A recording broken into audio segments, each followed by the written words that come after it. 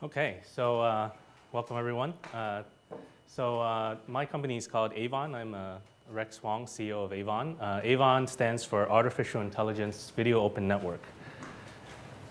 Oops. And Avon is spun out of our existing company called iVideoSmart. iVideoSmart is a company in Singapore that was founded in 2016, and we're one of the leading OTT video platforms predominantly in Asia, though it's global. We basically power white label video platforms for a lot of different media companies and telcos like Shanghai Media Group, Hungama, Media Chinese. We've raised about $4 million to date. The network reaches about 500 million users currently. My background comes from founding a company called Applied Semantics that created AdSense, all those little ads that we annoy you on at the side of Google. Our investors include Monks Hill Ventures and Eduardo Saverin, who's the co-founder of Facebook. And if you look at kind of where we touch, you can see in Asia, we touch pretty much every country in Asia, and we're starting to expand into the US and Europe. And this network reaches about 500 million addressable users today. So Avon, what's Avon? Avon is a decentralized and distributed AI compute cloud and human cloud. And it basically centers around metadata for video. Metadata for video is what's behind how video is searched, discovered, and accessed. Today, metadata is still not there. That's why you don't have a video search engine. And our token ecosystem covers freelancers, advertisers, content producers, and publishers. And why do we use, or why are we using the blockchain?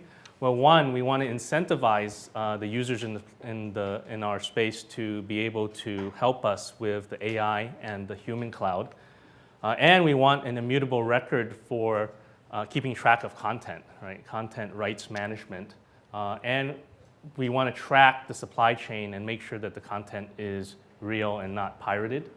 And so we need a chain of custody and provenance tracking and this is what we're using the blockchain for. So to get to the root of the problem, first of all, we have to ask, how do we find content? So I use this as an example. This is a video, this is a frame grab of a video, and the question is, what do you see? Well, user one might see dog, white, dog show, but user two sees a lot more things inside this video because he understands what that video is. So depending on which user uploaded the video will depend on if you can find this video, right? Because all metadata is uploaded usually by the user. And the user can game the video as well. So it's not objective, it's kind of subjective. So for example, he might label it cats and kittens because he knows cats videos might be more popular than dog videos, right? And he could go in a lot more so that he could game it because he wants you to see that video. Also, metadata right now only covers at video level and not inside the scene or the frame of the content. And so this is really what we're trying to solve. And we use AI to kind of do that. And so what do? Well, we look in the video and using AI computer vision, we search things like face, image, text, audio, motion, object, and scene. And basically we identify things in the video. So to give you an example, here's an example of a popular TV show, Big Bang Theory. And we've already scanned this and we know that Jim Parsons, for example, shows up 31 times in this video. And these are all the time codes that they actually show up on. So this is very frame-specific metadata. And so what that allows us to do is basically search within the video so that we can find, for example, every scene where Sheldon has a laptop in his hand, right? And we can find where Penny says a specific line, right? And you can do that with all types of actors and celebrities, et cetera. And so this is the basis of having a much better and more granular search. So in real time, you can see what we're actually looking at. So in every scene that's coming up, this is what we're seeing inside in real time. And we have a probability of what we're seeing there. And so it's basically tagging this video at essentially a frame accurate pace. So with that, that underlying piece of metadata and the way that we do it forms basically what we call the Avon protocol. And think of it like the Ethereum for decentralized video applications. The metadata allows us to create decentralized applications, the first of which would be a search engine, which we will create as its first decentralized application. But it can also go into ad search, analytics, rights management, clipping, etc. Right? So there are many types of applications. And this is a layer 2 protocol with an open API that anybody can create different types of applications on, specifically to video. So how we do it is that we take a video and we can break it up into pieces, and we can then use our user base. Remember, we have 500 million users that we have access to, and they would download a client, and basically they would become kind of our AI compute node. So think of this like blockchain mining, but for AI, right? We use the same exact resources, and then basically those pieces are broken down. But we need humans because AI currently isn't perfect. AI is right now around 75 to 80% accurate. So we still need humans, and the AI has a machine learning that will constantly learn. So gradually it will get better, but right now it's about 80% accurate. So we need humans. And then we need to validate that, and so we're using the consensus to basically validate that all this data is correct and that nobody is gaming the system, and we have accurate metadata. And so that's validated onto the blockchain. And so one of the things that we need is computing resources, because as video grows, as you can see, the computing resources are also growing exponentially, and so we need more computing resources. So essentially, one of the uses of our token is to incentivize our huge user base to be able to participate and contribute computing resources to us. And they so basically we're also crowdsourcing them for the human expertise side of verification, correction. We also can transcribe and translate content because content's going global. And so when we break it down, we're basically cutting this up. The AI actually figures out things and pieces inside the video. For example, face or emotion, content, brand. We're looking at the audio. We're also looking at the translation and the transcription. We put that onto a chain that forms the whole blockchain. And basically, our human experts are both verifying it, and then validators are validating down the chain. And then we're assigning a unique ID onto each video, so that each video has an immutable record on the blockchain. And so therefore you can transact content and know that that's the right content. And so we basically have built that on Ethereum, and we're one of the first to use Plasma. So we've been working with Vitalik and Joseph Poon with the Plasma project, which is a off-chain project to speed up transactions that don't need to be on the public chain. So a lot of the things that we do with AI will actually be done on the Plasma chain, and only the record and the final video ID will be placed onto the Ethereum ERC20 chain, right? And then we basically have created an open API where you can build decentralized applications on top of that. And the first one will be a video search engine. And so our first decentralized app essentially will be, and here we have dog videos again. Essentially, right now, currently, there isn't a video search engine that exists. And if you think YouTube is a search engine, YouTube's actually a hosting platform. And for YouTube, it can only find what's been uploaded. And so a lot of things that are not uploaded are, example, premium content. Most of the premium content owners out there will not load content onto YouTube, and therefore you won't find it. Also, because the metadata could be gamed, you could be seeing cat videos here because somebody typed in cats along with dogs, right? And so that's really where you need more accurate content, right? So we are basically building, as an example, the first decentralized video search engine. And why do we need a decentralized video search engine? Well, because that's the only way to create openness and transparency, right? And So essentially, we are building this as kind of a proof of that this protocol works and that people can use it. And if you think about it, video right now is decentralizing. So if you look at Netflix and Disney, for example, Disney announced last year that they're not putting content on Netflix anymore. They're going to pull it to the side and launch their own Disneyflix. And in fact, every studio is doing this. So in the next 2 or 3 years, I don't think you'll see any major studio content on Netflix. And most of those will reside on their own sites, Warner Brothers, Disney, et cetera, right? And so basically, the audience is fragmenting for video, but how do you find things? Because like Game of Thrones could be on HBO, but House of Cards could be on Netflix, right? So this is really where an open search engine comes into play, because as an open search engine, all these users, all these platforms that want traffic will want a centralized place only to basically be able to allow for search, but they want the traffic on their own sites. And that's why there's probably 20 decentralized YouTubes. I don't think that's going to work because Disney isn't going to put content on a decentralized YouTube, and people won't go to a decentralized YouTube just by the way they pay, right?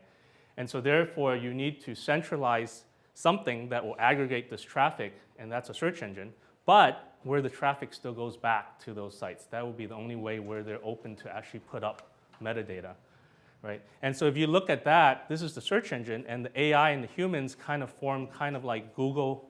Our AI is kind of like a Google bot, right, except for video.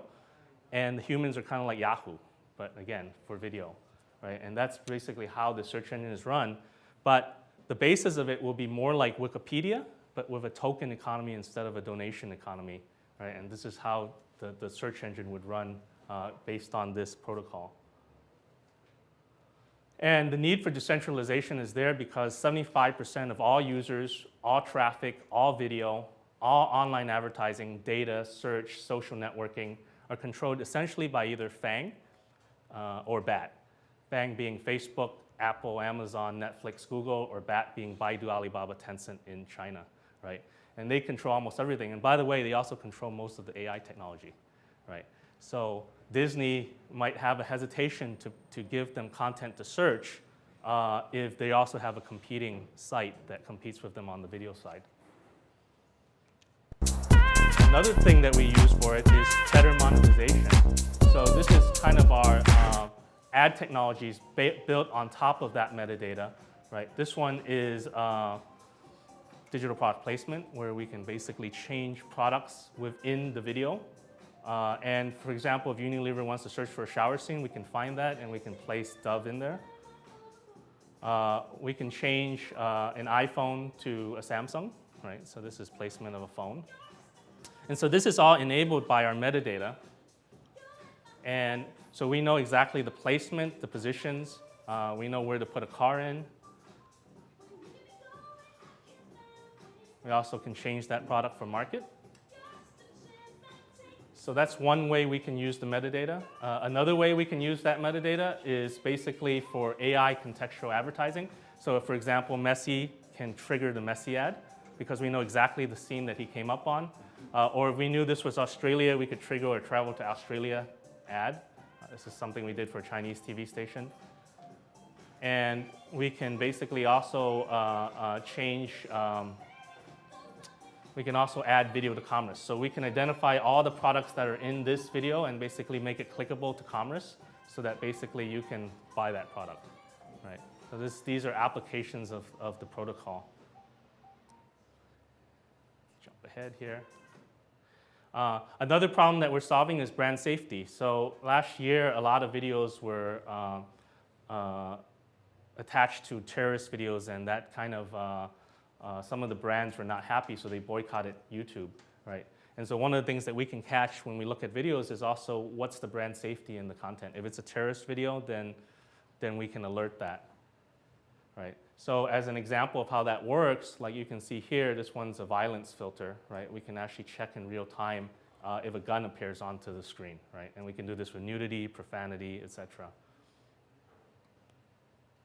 Another thing that we're solving with this protocol will be content safety, right? So content safety for kids. So this example is where somebody maliciously uploaded this video he tagged it Mickey Mouse, and so 2 million kids looked at this video, right? Now, if you look at that, you and I can eyeball that and see that that's not really Mickey Mouse, right? But it's based on the metadata, and the metadata says it's Mickey Mouse. So currently, that would have been found, whereas if we were searching for it and we had the proper metadata, we would know that that's not Mickey Mouse, and we would not show that to kids, right? So that's an example of content safety applied. And YouTube is doing this after this happened. So they've been applying AI machine learning, and they hired 10,000 people to flag videos, right? And in the last quarter of 2017, they found 8.2 million videos, but they needed another 1.1 million videos to be caught by the 10,000 flaggers. So it still requires AI and human, right? And that got them up to 94.9%, right? And so you asked, well, Google has this, why do we need to do it? Well, like I said before, a lot of people who compete with YouTube or with Google or don't want a centralized tech giant to be the guy that looks through all their data might not be comfortable of using Google, and that's why we're providing an alternative that's decentralized and transparent. Localization is another big issue. So content is going everywhere and is global. So the platform will also address localization. This is an example of AI machine transcription and translation, but added with humans to basically perfect this.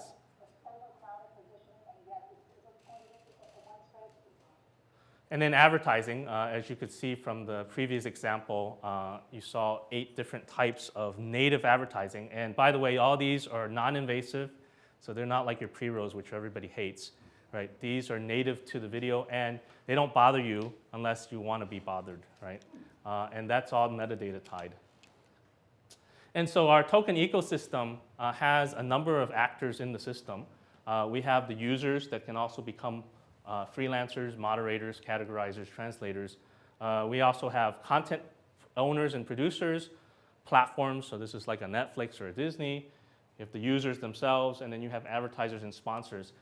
And each one of those can use the token. So for example, if a content producer needs a content to be translated, users can translate that, and they can earn token, which they can then use on the platform to buy content, right? And advertisers can also reach those users by paying for that content and offering to the content to the users for free or sponsors, right?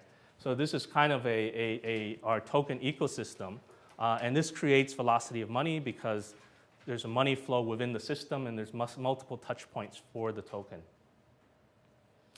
And so for users, what's their advantage? Well, today they can watch with ads or they can pay and subscribe, and we just added a work and earn. And why do they want to do that? Well, maybe there's premium content that usually is paid, or they don't want to give up their data to advertisers and sponsors. So there's several reasons for that. And existingly, we already have 165 content owners, over 50 publishers, and almost all the major advertisers that already work with us. And so these are already the touch points within our token ecosystem. And we have a product that's ready to go. So essentially, we can plug this in, and we will have instant token economics. So where are we right now? So right now, we're in our private sale, and we'll be in our public sale in October. And we'll have our MVP product up right around the public sale time. And then we'll continue to improve that with successive phases over the next year. Our token, basically, as I said, our public sale is in October. We're initially issuing 600 million pre-mined tokens, and another 400 million mined tokens will come out over the next 10 years. The token price is effectively 16 cents. Hard cap is 25 million. And essentially, we're in our first phase of our sale. So we have 2 tranches based on the minimum investment, but it's 100% or 66% bonus, depending on the minimum investment amount. And our token distribution will be roughly about 35% will be for the token sale. About 15% will be market development. We will actually use the market development to actually go out to existing companies like a Disney and offer them basically usage of the AI system to initially get them interested and into the system, right? And then we have 20% for founders, 23% will be community development, which is the user base to get them to come in to be contributors. And over 10 years, there will be about 40% more mine tokens that will come in the system. And our use of proceeds are spread out roughly across R&D, platform costs, marketing, and operations. And like I said, our public sale will be October 1st. And so management team led by a pretty good team of guys from Hollywood, from telco industry. Vincent used to be the head of Dailymotion APAC, which is the second largest video platform. My co-founder, Siqing, he actually graduated from Stanford with an MS in neural networks, so he's kind of our AI expert. And Eugene was our lead blockchain developer who developed 10x. And our investors and advisors include the co-founder of Facebook, Peng, who is the co-founder of Match, Kevin, who's actually runs an AI company, Jay, who is a prominent VC from Korea, Michael, of course, here, John Baptiste. So one of our key partners is VLC, which is the largest open source player. So this system will be available on VLC. As a plugin, and VLC is the largest open source video player right now with about 500 million users. And then Jay, vice chairman of Deloitte, and Niraj is the head of the largest digital media company in India. And as Michael said, we won 2 of the last 3 token matches, and then we've also won a bunch of other events, or second. And so in every event, we've been placing first or second in the event. That's it. Thank you very much.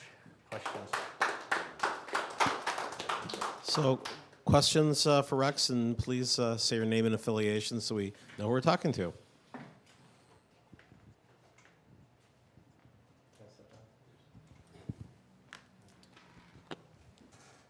So my name is Paul Hamada. I just started with a group of a merchant bank called Bentley Blockchain Capital.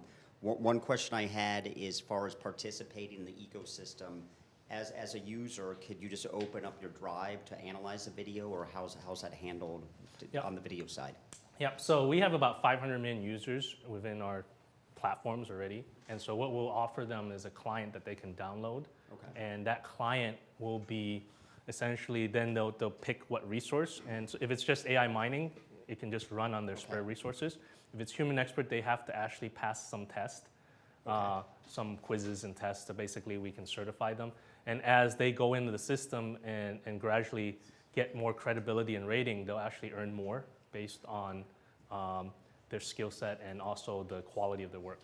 Okay, the other question, I think this is a problem with video, is with metadata, you're able to tag what it is or certain things within the video, but in general, I have a big problem when I look for what really is quality, what's review, and who's actually doing the reviewing. Yep. So is there things within the AI component down the road? Because a lot of times you go to Netflix, it's just a nightmare to search, and then when you find a good movie, it disappears 3 months later. So one of the keys with AI is to be objective and not subjective. So with users, and right now, videos being uploaded, even on Netflix, if Disney uploads a movie and let's say Warner Brothers uploads a movie, they might actually tag it differently, and that's where you get the unevenness on the tagging and search, right? And so really, it's AI in the front. The humans are not there to apply their judgment. They're just there to verify that the AI did its work. And essentially what you get is apples to apples versus apples to oranges, right? Okay. And so that's really one of the key. The other thing that we have in there that I didn't say here, but we basically have a content graph that will judge and have an index for brand safety, and contents within that content. And that will basically give you a rating on the video. But can you actually rate the person actually analyzing the content? Because that's a big component of quality. Well, and that's why I said because it's an AI, it's apples to apples, and it will look at everything the same way. Fair enough. Right. And it might not be the best or the worst, but it will be a neutral type of a ranking. Okay. Yeah. How much have you raised on this? Grant Gunderson with Bentley Blockchain, also work with Paul. Next we know each other. How much have you raised so far again? We've raised about $3 million, and Yeah, we've heard about free. We've been in the private sale for about a month. About a month. Yeah. And October 1st is your October 1st is our public sale. public? Yeah, yeah. And there's a number of groups in diligence right now. Gotcha. Yeah. Yes. Is there a specific market that you're looking to? Is there Gil Rosen from Eagles and Pandas? Is there a specific market that you're looking to approach first, and from a sales perspective, or are you going to be going after the content producers? And for them, are you potentially providing them with a product such as will help you tag your data for your own internal purposes? Because at this point, you don't have users yet per se. Correct. From a search capability. So just wondering, like, what is the Yep. go-to-market strategy? So the protocol can actually be used as a centralized search, which we're going to build, but it can actually be used for search for a site as well. Right. And we happen to run about 50 of them. So automatically, all 50 of those sites will automatically have the search capability brought up, right? And those content owners, of which we have about 165 of them, and we have roughly about 300,000 videos right now, will all be scanned and will instantly be searchable. And that will be the basis of the start of that search engine. And then we will approach more companies and media companies. Right now, we already power 1 in 4 in Asia, right? And we're starting to come here in the US. And so we think that what we will offer them is essentially, instead of airdropping users, which I don't really believe in, we basically will give them a airdrop of tokens, right? These leading guys like Disney, to say, please use it to run the system. And even if you build search on your own system, you're using it, right? And then this search engine will be where you can bring that metadata for a global search that can basically bring traffic back to yourself. So just to confirm, then you said you're in one of 4 media companies in Asia. So what is it that you're actually giving them from as a product? Is it the searchability? Is it the Yep. advertising product So all the placement? content will be scanned and will be searchable on their site. Gotcha. It'll be searchable on the central site.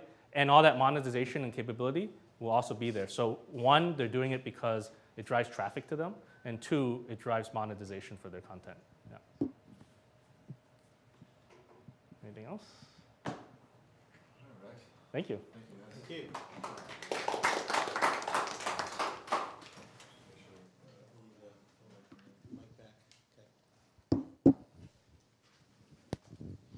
you guys could, please just submit your votes on slide